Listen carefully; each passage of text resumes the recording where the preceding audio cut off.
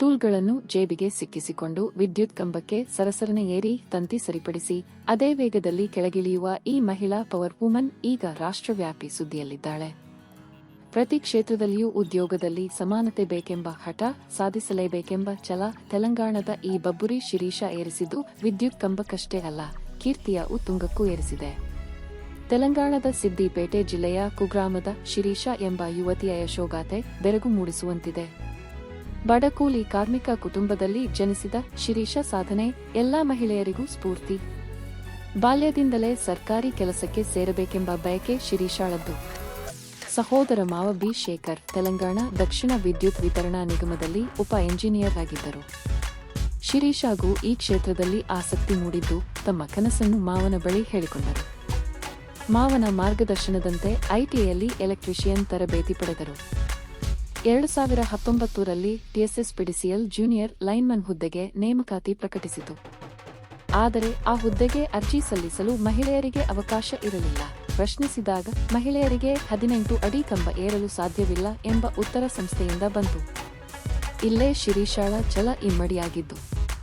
ಮಹಿಳೆಯರಿಗೆ ಸಾಧ್ಯವಿಲ್ಲ ಎಂಬ ಮಾತನ್ನು ಅವಮಾನ ಎಂದೇ ಪರಿಗಣಿಸಿದ ಶಿರೀಷಾ ಮತ್ತೊಬ್ಬ ಅಭ್ಯರ್ಥಿ ವಿ. ಭಾರತಿ ಎಂಬುವವರೊಂದಿಗೆ ಸೇರಿ ನ್ಯಾಯಾಲಯದ ಕದ ತಟ್ಟುತ್ತಾರೆ. ಅರ್ಜಿ ಸಲ್ಲಿಸುವ ಹಂತದಲ್ಲೇ ನಿಮಗಿದು ಸಾಧ್ಯವಿಲ್ಲ ಎಂಬ ಕಾರಣ ನೀಡಿ ಮಹಿಳೆಯರನ್ನು ತಡೆಯುವುದು ಲಿಂಗಭೇದ ಎಂದು ವಾದಿಸುತ್ತಾರೆ.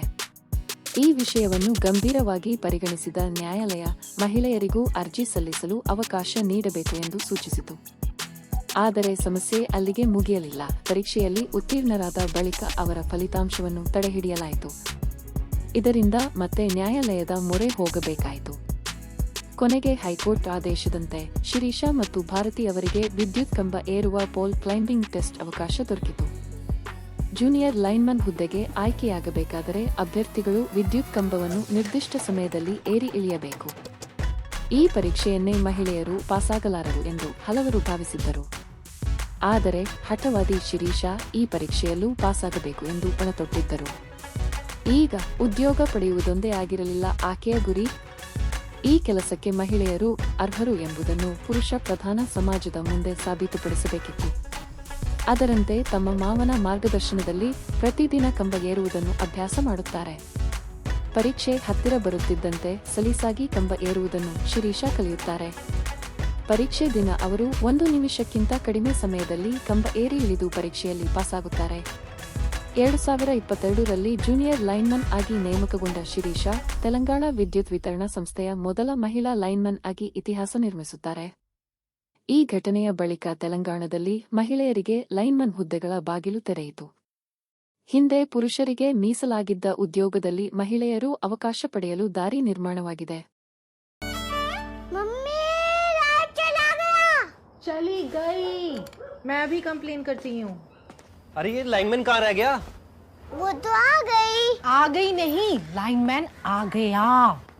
नहीं मम्मा, आ गई. लड़के रिवाजों से जग के नई रे खिला जल रही